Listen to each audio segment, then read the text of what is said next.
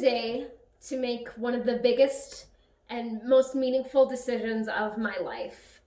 I've been tasked with allocating $1 million to any person or purpose of my choosing. This isn't a decision that I've taken on lightly. I've put in a lot of deep thought and careful consideration because there's so many deserving causes.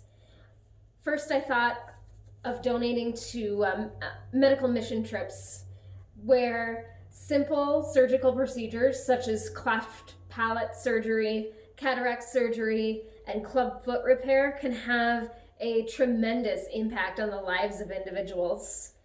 I thought about creating sustainable food options in areas that have been deemed food deserts, where food insecurity and nutrition are daily realities.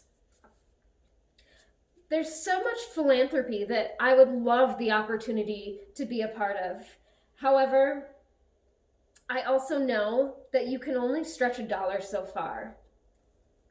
And while $1 million seems like a lot of money, in reality, its impact could be small. So I had to think big.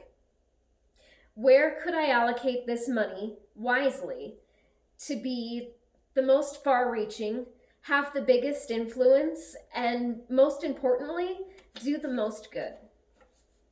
It's quite literally a $1 million question.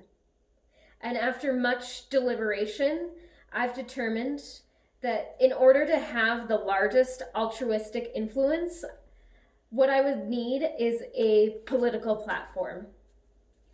And so, for my allocation, I've chosen to create a self-sustainable fund with the sole focus of placing more women in roles of political leadership.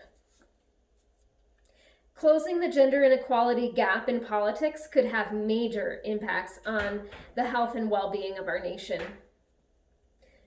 Women in politics are heavy hitters in policies that are family-focused, involving healthcare, education, and socioeconomic issues. Women can better identify with minority groups as they know what it's like to face adversity based solely on their gender. And therefore, they are more in tune with the issues of civil liberty and social rights.